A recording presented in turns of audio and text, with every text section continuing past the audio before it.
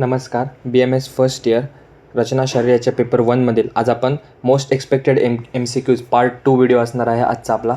मागे आपण most expected व्हिडिओचा part 1 MCQचा part 1 बघितला होता. त्यामध्ये आपण रचनाशास्त्र पेपर 1मधील पहिले 10 MCQs म्हणा किंवा पहिले 4 ते 5 जे सिलेबस कॉपीनुसार टॉपिक आहेत तर त्याच्यावर काही MCQs येऊ शकतात ते आपण बघितलं होतं.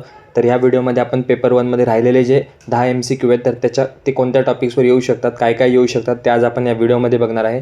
तर त्यासाठी व्हिडिओ नीट तुम्ही सुरुवातीपासून शेवटपर्यंत नीट संपूर्ण पहा व ऐका. नक्कीच हा व्हिडिओ तुम्हाला युनिव्हर्सिटी एक्झामसाठी फायदेशीर ठरणार आहे आणि यामधून तुम्हाला MCQ येण्याचे चान्सेस जास्त आहेत. तसंच जर तुम्ही BMS फर्स्ट इयर संबंधित इतर विषयाचे इतर व्हिडिओ जर चॅनलवर पाहिले नसतील तर ते प्लेलिस्टमध्ये अवेलेबल आहेत, तिथे जाऊन तुम्ही ते बघू शकता. नक्कीच ते सुद्धा तुम्हाला एक्झामसाठी फायदेशीर ठरतील. आपली UT एक्झाम बूस्टर सिरीजमध्ये जर तुम्ही व्हिडिओ बघितले नसतील त्यामध्ये मी तुम्हाला शॉर्ट कॉमन फॉर्मॅट सांगितलं आहे किंवा काही चार्ट्स दिलेले आहेत, डायग्रामॅटिक रिप्रेझेंटेशन दिलेलं आहे, ते सुद्धा तुम्हाला नक्कीच युनिव्हर्सिटी एक्झामसाठी फायदेशीर ठरणार आहे. आणि जर तुम्ही टेलिग्राम चॅनल किंवा व्हॉट्सअप ग्रुप जॉईन केला नसेल तर त्या दोन्हीची लिंक ह्या व्हिडिओच्या डिस्क्रिप्शनमध्ये दिलेली आहे, तिथे जाऊन तुम्ही ते जॉईन करा आणि व्हिडिओ शेवटपर्यंत नीट संपूर्ण पहा व ऐका, कारण MCQचा व्हिडिओ असणार आहे, नक्की तुम्हाला फायदेशीर ठरेल. तर सुरुवात करूयात पार्ट 2च्या व्हिडिओमध्ये. तर आपण पार्ट 1मध्ये पेशी शारीरपर्यंत पाहिलं होतं. तर पेशी शारीरमध्ये पेशींची संख्या सुश्रुतांनुसार पुरुषांमध्ये 500 पेशी आणि स्त्रियांमध्ये 520 पेशी. त्यानंतर पेशीमध्ये पृथ्वी महाभूताचं आधिक्य असतं, कफदोष आधिक्य असतं आणि मांसधातू. त्यापैकी कोणताही MCQ फ्रेम करू शकतात. त्यानंतर पेशी हा मातृज भाव आहे. मग तुम्हाला प्रश्न कसे येणार, तर खालीलपैकी कोणता मातृज भाव आहे, कोणता पितृज भाव आहे, तर ते सर्व मातृज भाव पितृज भाव त्यांची संख्या करून ठेवा. त्यानंतर पेशी स्वरूपानुसार 12 प्रकार सांगितलेले आहेत, ते एकदा लक्षात ठेवा. त्यानंतर केश नख दंत शारीर, यावर तुम्हाला केशाची उत्पत्ती ही अस्थिधातूचा मल सांगितलेला आहे सुश्रुतांनी. त्यानंतर केश पांचभौतिकत्व पृथ्वी प्लस वायू महाभूत असतं. केश नख दंत हे तिन्ही पण पितृज भाव आहेत. मग तुम्हाला प्रश्न येऊ शकतो खालीलपैकी कोणता पितृज भाव आहे, तर हे 3 ऑप्शन असतील. किंवा कोणता पितृज भाव नाही असं विचारेल तर मग जे आपण मागे बघितलं पेशी ते पितृज भाव नाही आहे. त्यानंतर दंत, त्यामध्ये पृथ्वी महाभूताचं आधिक्य असतं, पितृज भाव आहे. नखमध्ये पृथ्वी प्लस अग्नी महाभूताचं आधिक्य असतं. नेक्स्ट टॉपिक आहे मायोलॉजी. मायोलॉजीवर कशा प्रकारचे MCQ विचारू शकतात, तर नॉन स्ट्रायटेड मसल कोणते आहेत, smooth, involuntary, visceral. Each fasciculus is surrounded by a layer of connective tissue, त्याला आपण पेरिमायशियम असं म्हणतो. Functional unit of skeletal muscle काय असतं, sarcomere. Muscle which flexes the forearm कोणतं आहे, बायसेप्स ब्रॅकाय. एक्सटेन्शन फोरआर्म कशामुळे होतं, तर ट्रायसेप्स ब्रॅकायमुळं. त्यानंतर muscle which closes the eyelids, orbicularis oculi. त्यानंतर strongest muscle of the mastication, masseter. त्यानंतर मसल रिस्पॉन्सिबल फॉर इन्स्पिरेशन कोणती आहे, diaphragm. Property of the muscle to shorten, त्याला आपण कॉन्ट्रॅक्टिलिटी असं म्हणतो. त्यानंतर संधी शारीरावर कशा प्रकारचे प्रश्न येऊ शकतात, तर संधी हे श्लेषक कफाचे स्थान असते. त्यानंतर संधी मज्जा व स्रोतसाचे मूलस्थान आहे. संधीचे प्रकार तुम्हाला माहिती पाहिजे, चेष्टायुक्त, स्थिर संधी. चेष्टायुक्तमध्ये परत बहु चेष्टायुक्त, अल्पचेष्टायुक्त. त्याचे एक्झाम्पल माहिती पाहिजे. कोणताही प्रश्न विचारू शकतात की खालीलपैकी कोणता बहुचेष्टायुक्त आहे, कोणता अल्पचेष्टायुक्त आहे, तर ते तुम्हाला संधीचे प्रकार माहिती पाहिजे, सोबत त्याचे एक्झाम्पल पण माहिती पाहिजे. त्यानंतर बहुचेष्टायुक्तचं एक्झाम्पल आहे शाखा आणि हनुसंधी. अल्पचेष्टायुक्तचं एक्झाम्पल आहे कटिप्रदेश. आकारानुसार सुश्रुतांनी संधीचे 8 प्रकार सांगितलेले आहेत. त्यानंतर संधींची संख्या सुश्रुतांनी 210 सांगितलेली आहे, चरकांनी 200 सांगितले. तर इथं अस्थि, संधी अशा ज्या संख्या त्याच्यामध्ये कन्फ्युजन होतं, कोणत्या आचार्यांनी किती सांगितले, तर ते व्यवस्थित क्लिअर लक्षात ठेवा. एक MCQ चुकला की ते लगेच तुमचा 1 मार्क कमी होतो. त्यामुळे MCQ 20 मार्कपैकी बऱ्यापैकी मॅक्झिमम स्कोर झाला पाहिजे, अशा पद्धतीने तुम्ही MCQचा अभ्यास करा किंवा एक्झाममध्ये MCQ तसं सोडवण्याचा प्रयत्न करा. त्यानंतर स्नायू शरीर. स्नायू हा मेदाचा उपधातू आहे. त्यानंतर स्नायूमध्ये कफदोष प्रधानता असते. गर्भनिर्मितीच्या वेळेस तेज महाभूतापासून आतील धातूचा पाक उत्पन्न होत असत. मृदू पाक झाला असता शिरा व खरं पाक झाला असता स्नायू उत्पन्न होतात. त्यानंतर स्नायूंची संख्या 900 सांगितलेली आहे. त्याचं वर्गीकरण कसं केलं आहे, तर शाखागत 600, मध्य शरीरमध्ये 230 आणि शिर आणि ग्रीवामध्ये 70. त्यानंतर स्नायूंचे 4 प्रकार सांगितलेले आहेत मेनली, प्रतानवती, वृत्त, पृथू आणि सुशीर. तर ह्या स्नायू शरीर संबंधित अशा प्रकारचे MCQ तुम्हाला एक्सपेक्टेड आहेत पेपरमध्ये. तर आपण जे बघत आहे ते रचना शारीर पेपर 1चेच राहिलेले जे 10 MCQ आहेत त्याचा हा पार्ट 2चा व्हिडिओ आहे. मागील व्हिडिओमध्ये आपण पार्ट 1च्या व्हिडिओमध्ये पहिले 10 MCQs पाहिले होते, ते जर तुम्ही बघितले नसतील तर तो सुद्धा व्हिडिओ एकदा अवश्य जाऊन पहा, म्हणजे तुम्हाला 20 मार्क कसे कव्हर करायचे हे नक्कीच तुम्हाला एक आयडिया येईल. त्यानंतर arthrology.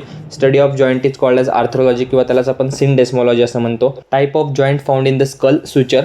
गॉम्फोसिस is a special type of fibrous joint between the tooth and socket.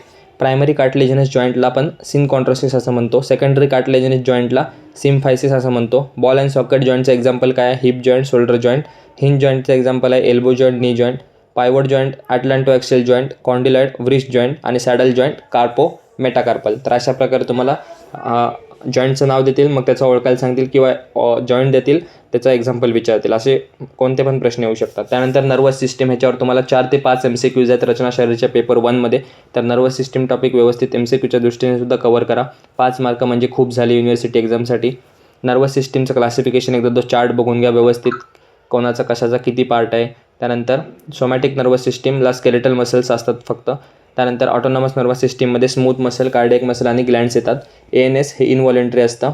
त्यानंतर 180 ते 200 बिलियन न्यूरॉन्स असतात अडल्ट ब्रेनमध्ये. त्यानंतर न्यूरॉन हे स्ट्रक्चरल अँड फंक्शनल युनिट असतं नर्वस सिस्टीमचं. सेल बॉडीलाच आपण सोमा किंवा पेरिकॅरियन सुद्धा म्हणतो. Gaps between the segments of myelin शीथला नोड्स ऑफ रॅनवियर म्हणतात.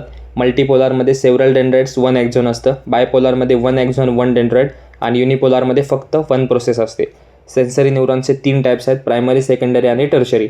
Motor neuron carries the impulses from CNS to the distal part of body. त्यानंतर पॅरासिम्पॅथेटिक आउटफ्लोलाच आपण क्रॅनिओसॅक्रल आउटफ्लो म्हणतो आणि सिम्पॅथेटिक आउटफ्लोला थोरॅको लंबार आउटफ्लो म्हणतो. Next, astrocytes are absent. Astrocytes कुठे ॲब्सेंट असतात तर पिनियल आणि पोस्टेरियर पिट्युटरी ग्लँड्समध्ये. Smallest neuroglial cells microglia. Proliferation of the neuroglial cells is called as gliosis. White matter myelinated असतो आणि ग्रे मॅटर अनमायलिनेटेड असतो, नॉन मायलिनेटेड असतो. मेनिंजेस 3 प्रकारचे सांगितले, ड्युरा मॅटर, ॲरोक्नॉइड मॅटर, पाया मॅटर. ड्युरा म्हणजे आउटर लेअर आणि पाया म्हणजे सगळ्यात इनर लेअर. त्यानंतर ड्युरा मॅटर आणि ॲरोक्नॉइड्समधली जी स्पेस असते त्याला सब ड्युरल स्पेस असं म्हणतात. ॲरोक्नॉइड आणि पाया मॅटरमधली स्पेस सब ॲरोक्नॉइडल स्पेस असते. त्यानंतर ड्युरा मॅटरला सिनॉनिम सांगितलं आहे पॅचिमेनिक्स आणि ॲरोक्नॉइड प्लस पाया मॅटरला एकत्र करून लेप्टोमेनेंजेस असं टर्म दिलेली आहे. त्यानंतर इन्फ्लामेशन ऑफ मेनिंजेसला आपण मेनिंजायटिस असं म्हणतो. Accumulation of the CSF in subarachnoid space hydrocephalus condition असते. लंबार पंक्चर कुठे केलं जातं तर L3 आणि L4 लेवलला केलं जातं, हे व्यवस्थित लक्षात ठेवा. CSF टोटल क्वांटिटी सांगितले 150 ml. नॉर्मल CSF प्रेशर सांगितले 60 to 100 mm of water. Specific gravity सांगितले CSFची 1.003 to 1.008. हे जे व्हॅल्यूज किंवा न्यूमेरिकलचे क्वेश्चन आहेत ते सुद्धा तुम्हाला पेपरमध्ये बऱ्यापैकी दिसून येतील. त्यानंतर next, largest part of the brain cerebrum. Cerebral हेमिस्फिअरला 3 सरफेस, 4 बॉर्डर आणि 3 पोल असतात. त्यामध्ये जे रेज्ड एरियाज असतात त्याला गायराय म्हणतो आणि ग्रूड म्हणजे खड्डे असतात त्याला सलकाय म्हणतो. Largest commissure of the brain कोणता आहे तर कॉर्पस कॅलोझम. कॉर्पस कॅलोझमचं लेंथ सांगितले 10 सेंटीमीटर लॉंग. ब्रेन स्टेममध्ये कोण येतं, मिड ब्रेन, पॉन्स आणि medulla oblongata. 12 pair of cranial nerves सांगितले आहेत. पॉन्स त्यालाच आपण मेटेन्सेफ्लॉन सुद्धा म्हणतो. Largest part of hind brain कोणता आहे, सेरेबेलम. त्याचं वेट सांगितलं 150 ग्रॅम.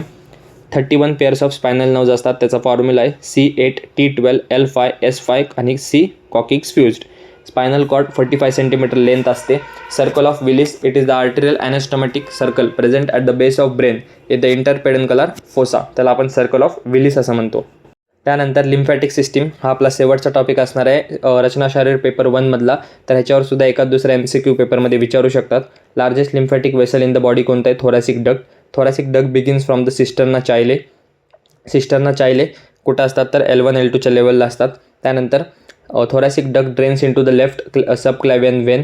त्यानंतर लार्जेस्ट लिम्फॉइड ऑर्गन स्प्लीन असतो. स्प्लीन हा लेफ्ट हायपोकॉन्ड्रियममध्ये असतो आणि त्याची लेंथ 12 सेंटीमीटर सांगितले.